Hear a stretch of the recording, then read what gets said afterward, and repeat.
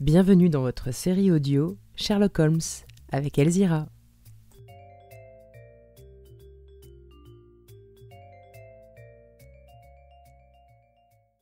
Chapitre 5. Notre annonce nous amène une visiteuse. Cet après-midi-là, j'étais à plat. Les fatigues de la matinée avaient été excessives pour ma santé débile. Quand Holmes fut parti, je m'allongeai sur le canapé. J'essayais de dormir quelques heures, mais je n'y parvins pas. Tous ces événements m'avaient surexcité, les fantaisies et les conjectures les plus folles l'emplissaient. Chaque fois que je fermais les yeux, je revoyais le visage simiesque et tourmenté du cadavre. Il m'avait fait une impression des plus sinistres. J'éprouvais presque de la reconnaissance envers celui qui l'avait expédié. Si jamais face humaine exprima le vice dans toute sa malice, ce fut bien celle d'Enoch J. Drebber de Cleveland. Ce qui ne m'empêchait pas d'admettre qu'il fallait bien que justice se fît. La dépravation de la victime ne constitue pas une excuse aux yeux de la loi. L'homme, suivant l'hypothèse de mon compagnon, avait été empoisonné, mais plus j'y réfléchissais, plus elle m'apparaissait invraisemblable. Pourtant, je le savais, elle reposait sur une observation.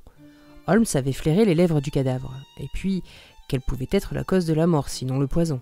Il n'y avait pas de traces de blessure ni de strangulation. Mais d'autre part, ce sang qui avait éclaboussé le parquet, de qui provenait-il ? Il n'y avait pas d'indice de lutte, et la victime, pour blesser son agresseur, ne disposait d'aucune arme. Tant que ces questions demeuraient sans réponse, nous aurions peine à nous endormir, Holmes et moi. Son air tranquille m'avait donné à penser qu'il avait trouvé une explication cadrant avec tout, mais laquelle ? Je n'arrivais pas à la deviner. Son absence se prolongea. Le concert n'avait sûrement pas pu le retenir si longtemps. Quand il rentra, le dîner était servi. « C'était magnifique », dit-il en prenant place à table. « Vous vous rappelez ce que Darwin dit de la musique ? Il prétend que chez les hommes, la faculté de la produire et de l'apprécier a précédé de beaucoup la parole. C'est peut-être pour cela que l'influence qu'elle exerce sur nous est si profonde. Les siècles de la préhistoire ont laissé dans nos âmes de vagues souvenirs. » « Voilà une idée bien vaste, dis-je. »« Nos idées doivent être aussi vastes que la nature pour pouvoir en rendre compte, répondit-il. »« Mais qu'est-ce que vous avez ? Vous ne semblez pas être dans votre assiette. C'est l'histoire de Lauriston Garden qui vous a bouleversé ? » ?»« Oui, je l'avoue, dis-je. Mes expériences en Afghanistan auraient dû m'endurcir davantage. J'ai vu mes propres camarades taillés en pièces sans perdre mon sang-froid. » « Je comprends cela. Il y a dans cette affaire un mystère qui met l'imagination en branle. L'horreur ne va pas sans l'imagination. Avez-vous lu les journaux du soir ? Non. Ils rendent assez bien compte de l'affaire, mais tous omettent de parler de la bague. C'est tant mieux. Comment cela ? Jetez un coup d'œil sur cet avis, répondit-il. Je l'ai envoyé à tous les journaux ce matin. Il me passa le journal par-dessus la table et je regardai à la place indiquée. C'était la première annonce dans la colonne « Objet trouvé ». Elle était conçue en ces termes. Ce matin, à Brixton Road, on a trouvé une alliance en or uni sur la chaussée entre la taverne du Cerf Blanc et Holland Grove. S'adressait au Dr Watson, 221B, Baker Street, entre 8 et 9 heures ce soir. « Je m'excuse de m'être servi de votre nom, dit-il. Si j'avais donné le mien, quelques-uns de ces lourdeaux l'auraient reconnu et ils auraient voulu se mêler de mes affaires. »« Vous avez bien fait, répondis-je, mais je n'ai pas d'alliance pour peu que quelqu'un vienne. »« Pardon ? » « Vous en avez une, fit-il en me remettant une bague. Celle-ci fera très bien l'affaire. C'est presque un fac-similé. Et qui cet avis nous amènera-t-il ? Parbleu, l'homme aux vêtements bruns, notre ami aux joues rubicondes et aux talons carrés. S'il ne se présente pas en personne, il enverra un complice. Cette démarche ne lui semblera-t-elle pas trop compromettante ? À mon avis, pas. Si mes suppositions sont justes, et j'ai tout lieu de le croire, cet homme risquera tout pour récupérer la bague. Pour moi, il l'a perdue en se penchant sur le cadavre de Drebber. Sur le coup, il ne s'en est pas aperçu. C'est après avoir quitté la maison qu'il a constaté sa disparition. Alors, il est revenu sur ses pas, en toute hâte. Mais par sa propre faute, parce qu'il avait laissé la bougie allumée, la police était déjà sur les lieux. Il simula l'ivresse pour écarter les soupçons qu'aurait pu faire naître son apparition à la grille. Maintenant, mettez-vous à la place de cet homme. Après réflexion, il doit s'être dit qu'il a peut-être perdu la bague dehors, sur la route. Alors, que faire ?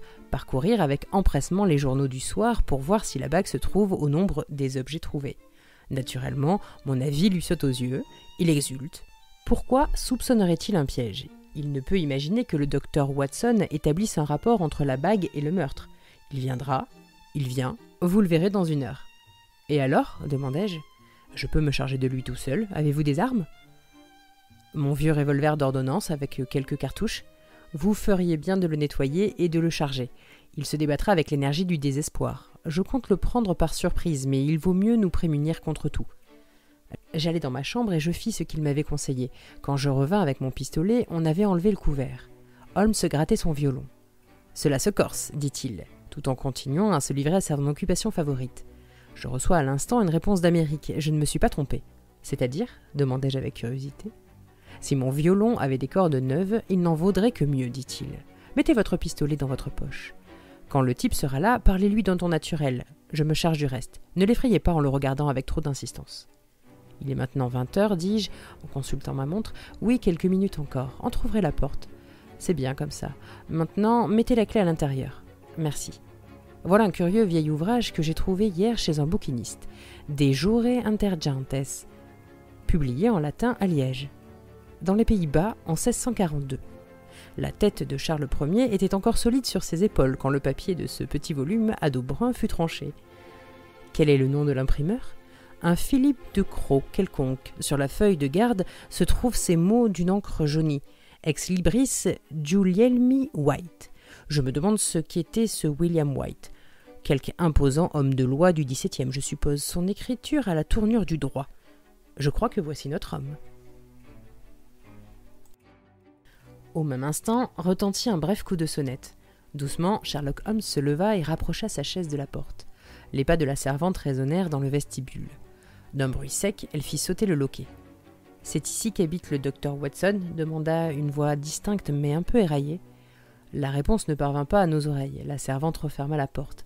Quelqu'un se mit à monter l'escalier d'un pas incertain et traînant qui surprit mon compagnon, puis avança avec lenteur dans le corridor et frappa doucement. « Entrez » criai-je. Au lieu de l'homme robuste et violent que nous attendions, nous vîmes entrer, traînant la jambe, une très vieille femme au visage tout ridé. Elle fit une révérence, puis se mit à fouiller dans sa poche.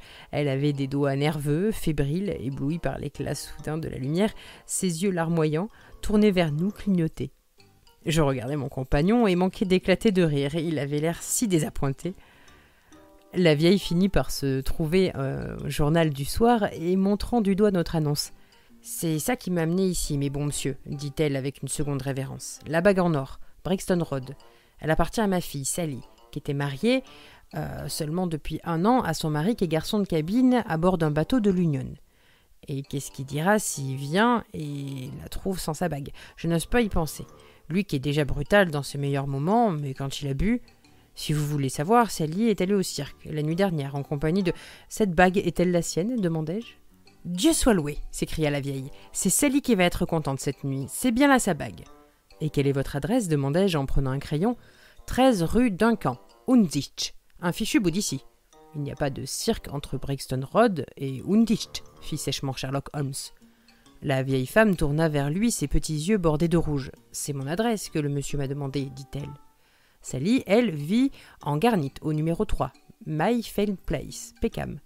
Et votre nom est... Mon nom est Sower, et le nom de ma fille est Denis, et Tom Denis est son mari. Un bon gars, au fond, et intelligent avec ça, tant qu'il est en mer, pas de garçon de cabine plus considéré. Mais dame, à terre, ce qu'avec les femmes, et ce qu'avec les débits de boissons... Emportez la bague, Madame Sower, interrompis-je sur un signe de mon compagnon. Il est clair qu'elle appartient à votre fille, et je suis heureux de pouvoir la restituer à sa légitime propriétaire. Tout en marmottant des bénédictions et des protestations de reconnaissance, la vieille Top empocha la bague et elle descendit l'escalier en traînant le pied. Sitôt qu'elle fut partie, Sherlock Holmes se précipita dans sa chambre. L'instant d'après, il en sortait emmitouflé dans un ulster et un cache-nez. « Je vais la filer, dit-il vivement. Ça doit être une complice. Elle me conduira chez l'assassin. Attendez-moi. » La porte d'entrée venait à peine de se refermer sur la visiteuse que Holmes dégringola l'escalier. De la fenêtre, je le vis suivre de près la vieille clopinant de l'autre côté de la rue. Où toute sa théorie est fausse, pensais-je, où il va être conduit au cœur du mystère. Il m'avait prié bien inutilement d'attendre. Je sentais qu'il me serait impossible de dormir avant de connaître le résultat de sa démarche. Il était environ 9h quand il sortit.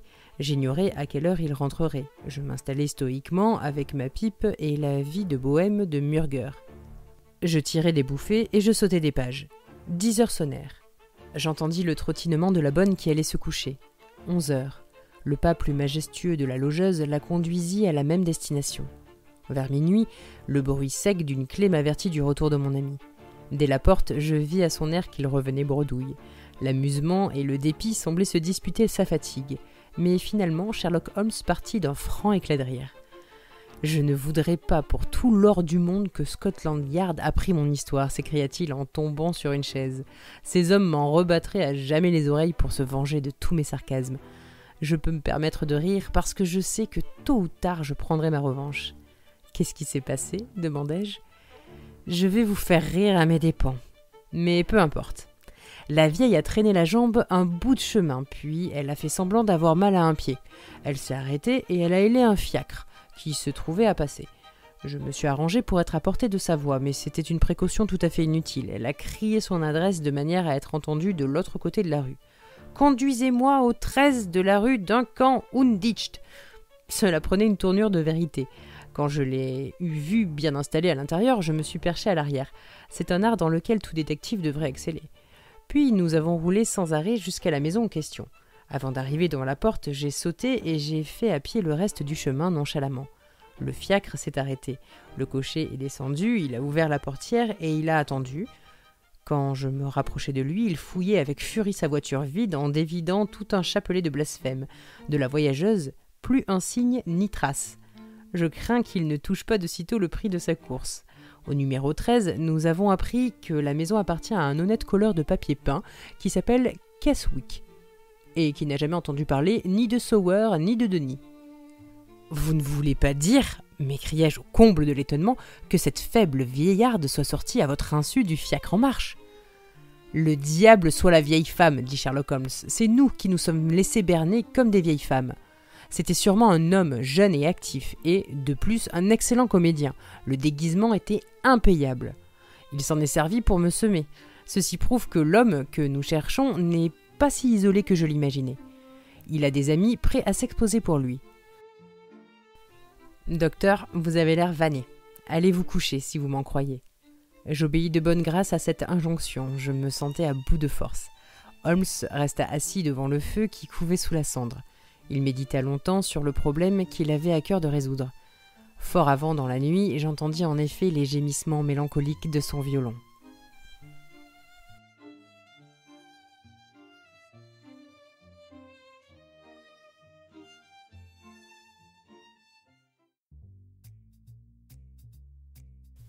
C'était votre série audio Sherlock Holmes avec Elzira.